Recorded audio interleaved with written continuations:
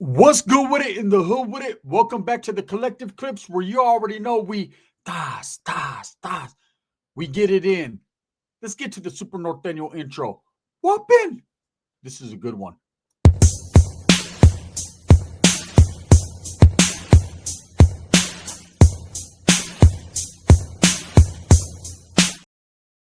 Welcome back to the channel. And if you haven't already hit that like and subscribe button, make sure you go ahead and do that. Put the notification bell on all so that way you're directing the direction of the dope content that I stay kicking. And I appreciate the support, man. Thank you. Thank you for everyone that watches. Now, whoopin'! You guys are ready to laugh, huh? This one's going to be a little bit different, man. I got humbled yesterday. And yes, I remain humbled. I have to humble myself. Now, I talked to my primo yesterday. And no, not Rick. I talked to his brother. Now, I haven't really spoken about his brother at all, pretty much. Just based upon a long time ago when I first started YouTube, my primo reached out and was like, "Hey, don't involve me in that shit, man. I don't want to be involved in that shit." And he's a very serious individual. Always has been, always will be. Very well spoken. When he talks, you fucking listen, right? He's my older primo, and I love my family, right? I love him. He loves me no matter how mad he gets at me, no matter what. If he doesn't like what I'm saying, he'll always love me. That's my primo. We were raised together. He's got me by a couple years, but I don't look at him like that. I look at him like a notch above, right?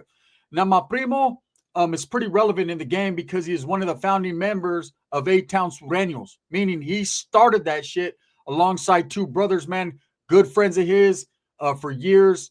And I can tell you guys the whole history of that. I've done it before. Let's just say he was in the mix and continues to do his thing. Okay, we'll leave it like that. But yesterday, for the first time in a long time, we got to have a conversation. Okay, and it was a very humbling experience. And like I said, I haven't spoken on him because he asked me not to. But this one's a little bit different.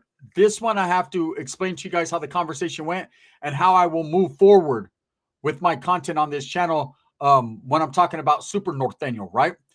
Don't trip. It ain't going anywhere, right? We're just gonna get a little bit more solid with it. I have a good homeboy of the channel, that pulled up. He's know my family. He's know my primo. He could verify all my little stories that I tell. He knows my family from day one. And he knows that my family, right, was very well respected in the 209 in the area. And I'm talking about grimy, like the grimy streets of it, not the gang banging. Fuck all that. Forget all that. We did all that, right? Like on some real life, we can't talk about it shit. And so, having said that, he's been friends of the family for years. And so yesterday he pulled up to my primo. And it was crazy because I was on the phone with Dubs and we were chopping it up and I mentioned his name. And I was like, he asked me, because there was a package being sent and asked me if the homie sent it or whatever, right? And then I get a picture pops up and it's him at my primo's pad with my primo chilling, right? And I say to myself, self, there he is, right? He's right there with the family. So I already know, man, they're having a conversation. I already know I'm going to be brought up. A couple minutes later, the phone rings and it's him. And he's like, "Hey, what's up, bro? I'm right here with your primo, this, and that." And I'm like, "Oh, that's what's up." Now, I haven't talked to my primo for a minute, right? And we still haven't had the real solid conversation we need to have, but it was just good to hear his voice in the background. And so I said, "Well, put him on. Put him on." So he puts him on, and I could tell my primo's a little distant, doesn't want to talk too much, right? He's not with this YouTube program. He's not with the having stories we put out there about him and things like that. Like, he's not with that. And I respect it. That's why I've never spoken on him. But anyways, he other than in reference to that's my primo. So we hang up, whatever. The highs and buys, right? It feels good to hear his fucking voice after so long. He calls back and he's like, "I gotta get something off my chest, ese." And I already know when he says ese, it's serious. He's also rendered out the game. Always has been since we're little, right? I'm like, "What's up?" Because when my primo talks, I listen. Because anyone who loves their family and respects their family, you listen when someone's got something to say, right? And just like you guys listen to me every day when I have something to say, man, and I respect it. But this is family issues, right? And so he tells me, he's like, "Man, first of all, man, before anything, how the fuck you go over there and fight that dude Cholo Trucker and not win that shit?" Right? That was what he was more concerned with than anything. And I said, "Well, there's a lot of shenanigans behind the scenes that were going on with that. And I couldn't do this. I couldn't do that. And to tell you the truth, I didn't train. and it just is what it is. You know, I'm not gonna lie to you or bullshit you. I just that was the performance, and that's how that worked out, right? And he was like, "You should hit that motherfucker hard." That's it, right? I was like, "Well, you know." And he goes, "Everything you do reflects on our family because he has to face people. He's over there telling people, "Oh, my little primo's gonna fight. This motherfucker got hands, this, and that." And then I lay an egg, right? But you got to respect the fact that there was a lot more that went into that behind the scenes that I can't even expose or can't explain, right? You just got to bear with me with that one. And that's all I could say about that with the entities that were involved with that. Those that were there and know what's up, know what's up. Those that don't, you never will. Because I'm not, at least not for me, right? I can't speak on shit like that. But anyway, for safety precautions. um, so he hits me up on that, and I tell him, and he's like, yeah. I could not see it, but I could hear it in his voice. Like, man, I don't give a fuck. We come from a certain type of familia where no one tells us what to do. We just get off, right? But I'm not about that anymore. I'm a family man. I'm a father, so that ain't what it is. But whatever. I respect him, and I know where he was coming from. He was just like, damn, man, you're making us look bad in these streets. Then he's like, hey, I got something to say about your little super Norteno series, right? He said, that's cool and shit. Get your money, primo. Get yours. This is exactly what he said, right? He said, well, damn, Esse, why you got to make the family look like we're that ghetto and we're all fucked up like that? You know, I've done time with a lot of people. A lot of people know our family. They know our tias. They know us. They know Rick. They know, you know what I'm saying? You're making us look stupid. And I said, nah, that's not. Look, for those of you that think that's the way I'm making it look, that's not the way well, that's not what I'm trying to do.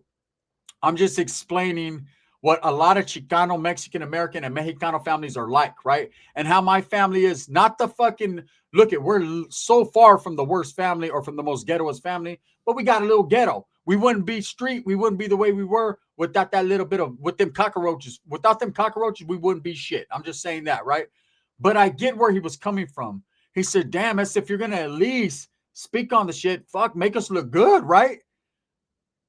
I'm not trying to bullshit anyone. I'm giving you guys the stories that I'm giving you guys based upon the stories that had happened in my life. Shit that's went on, right? Do I put some tapatio on some things? I mean, you got to be stupid if you don't believe me, right? I'm telling you guys the truth, but at the same time, there's a little hot sauce involved for comedy purposes, right? But my tias were like that. They were gangster with it. They didn't give a fuck about no one or nothing. They told it the way it was. And that's just the way it is, right? Rick is exactly the way I explain him. He'll beat anyone up that gets in his way. And he's pretty passionate about the Norteño movement. And his brother is a straight up Southsider. Can you believe that? In a real way. But I respect my primo. So from here on out, okay. I'm gonna keep it. I'm trying to keep it PG-13, right? We're still gonna do our thing. Don't get away from the Super Norteños. I know you guys love him, but he's absolutely right, man. I gotta show my family a little bit more respect. You know, and it's not that I'm being disrespectful. I'm doing anything for money or what. It's nothing like that. But I get where he was coming from. He was like, damn, we've earned our place out here, you know, and I know there's a lot of people like being gangster and being ruthless and being violent doesn't earn you anything, doesn't make you better than anyone else. But our family's name in that area, Winton, Levas, Atwater, Merced, all the way to Modesto, Turlock, right? That whole area right there has been pretty well homegrown, pretty well known, right? And I know I get a lot of hatred because here I am on YouTube and all this and that. But there's not a lot of people that know me personally that will sit there and tell you I'm a poop butt or deny what I say. They'll be like, man, them some facts right there, right? That's real. But I do let my comedy sometimes get a little bit too, you know, it overtakes the channel and I'm just trying to be funny, have a good time and tell you guys a good story. That's just what I'm doing, right? But he checked me. He was like, hey, don't be doing that, primo.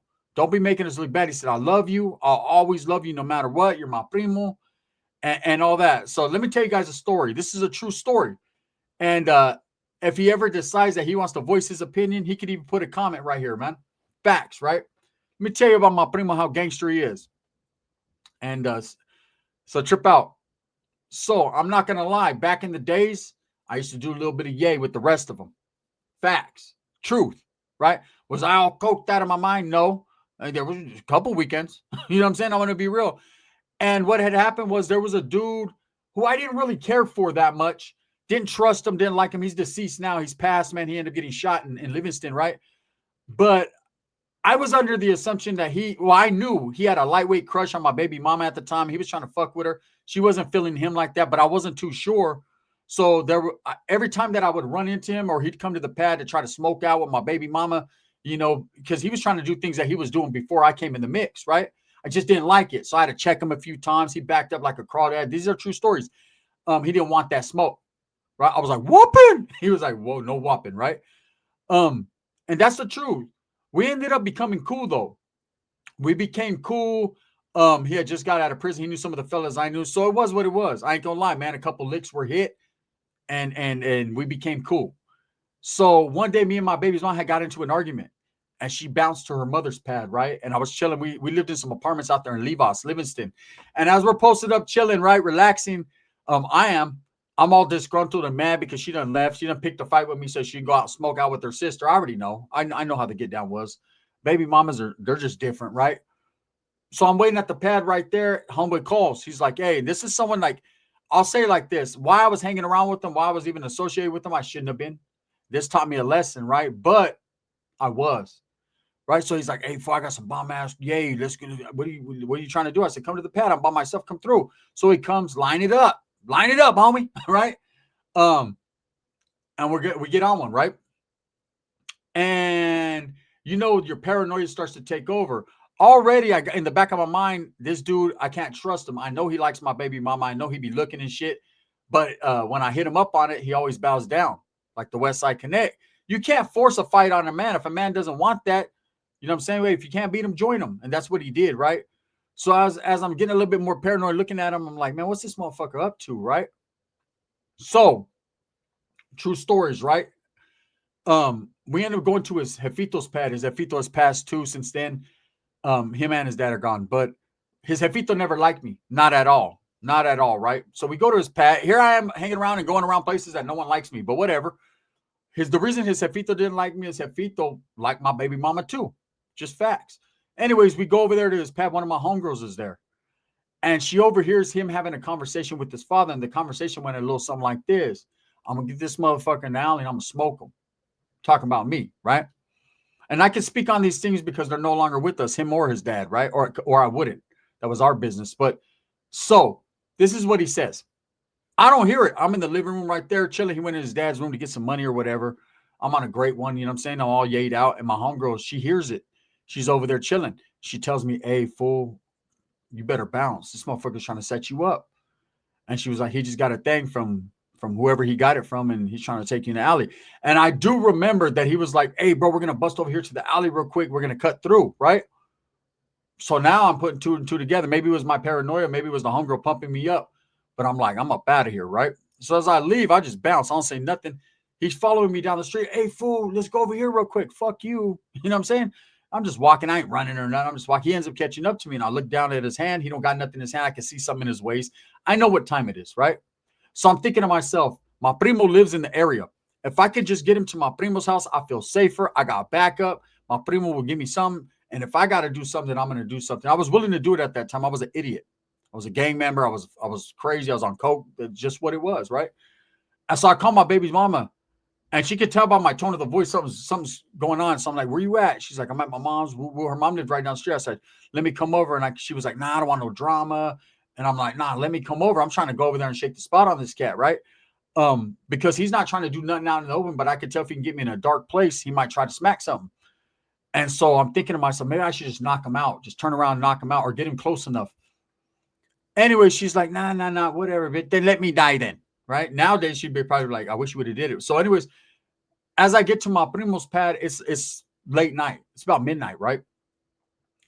This is how much love my primo has for me, right? I'm trying to call him. I text him. I'm like, hey, man, I kind of run him down in a text. This dude's like, who you texting, right? Don't worry about who I'm texting, motherfucker. You know what I'm saying? I'm about to tax you if you don't get out of here, right? So he's walking with me, but now he starts falling behind as he sees we're getting close to my cousins because he knows the South Sider that my cousin is, right? And so as I fucking get up, I just go in my cousin's parking lot and knock on the door. My cousin's right there with the big old bat. And he runs down the street knowing that this dude has something on him because I told him, I said, what's up, bestie? Trying to fuck with my cousin, right? Love, unconditional, right?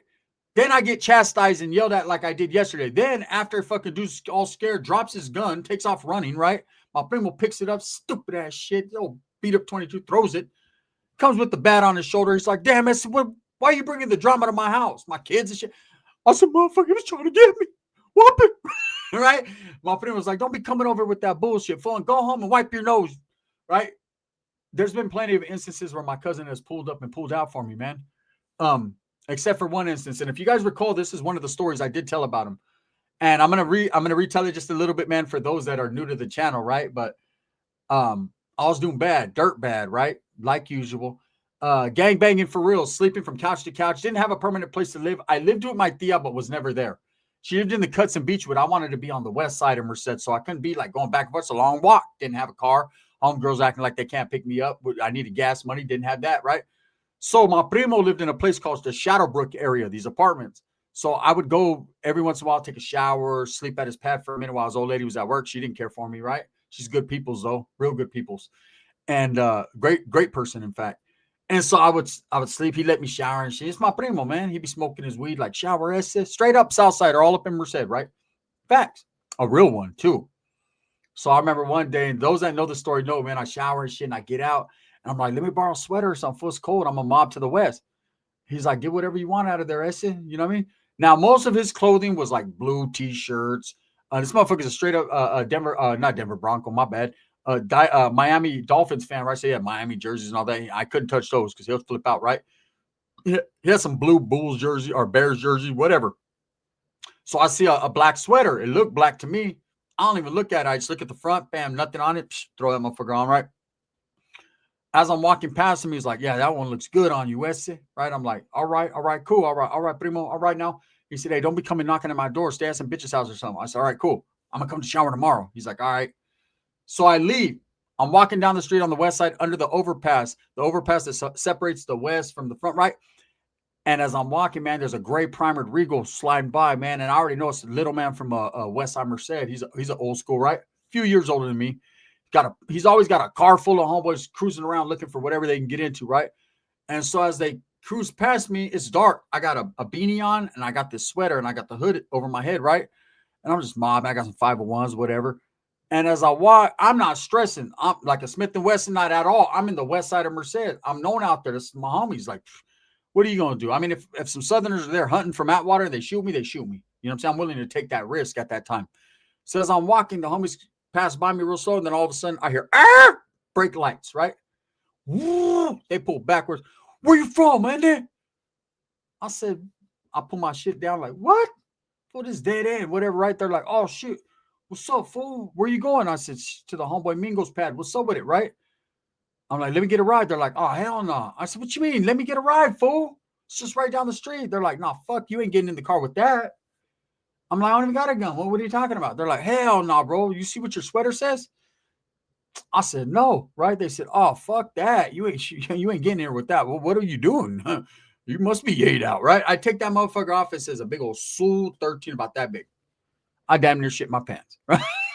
I'm walking around straight Northern California, Norteno land, right? Where they will smack your shit with a big old Sul 13. And my cousin laughing like a motherfucker right now as he's watching this, because that's the truth, man. That's the truth, right? I told him, like, what happened? Anyways, so for those of you that don't know, yeah, Super Norteno, not only does he have one brother, but he has 3 brothers, okay, that I've never really spoken on for content purposes. Anyways, man, he checked me yesterday. He told me clean this shit up when it comes to my family, man, because it's making my family look bad. He's like, I gotta walk around in these streets and answer questions, man. And you making us look like we're some ghetto ass motherfuckers. Yeah, we had roaches. Yeah, we had holes in the floor. Yeah, we grew up on fucking carnitas cooked in the back, right? But let's keep it real right here, man. You know what I'm saying? We was putting in, he goes, at least if you fucking tell these stories, make us win. He's like, why we got to be taking L's? Let Pepe win one time.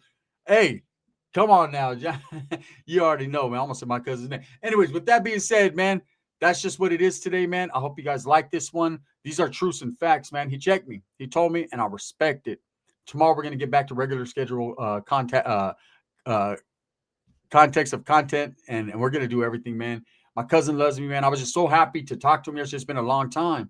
Someone that's been in my life my whole time that I've never, ever had any too much distance from. Someone I can depend on for the rest of my life. He knows I'm the same way. You know what I'm saying? That's just the way we are, man. I've always been the little cousin. I got to respect his gangster.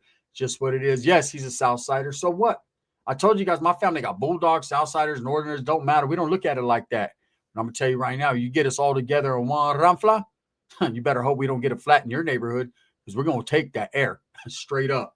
Thumbs up or thumbs down. Heavy's going to be the head that wears the crown. I'm going to continue to strive, struggle, and strive for what I truly believe in, and that's the betterment of all people. Now that my primo has talked to me and accepted me back into the fold, maybe, just maybe he can pump Ricky up to do it live with me. Let's see. Older brothers, they got influence. This is the gun. Bang, bang.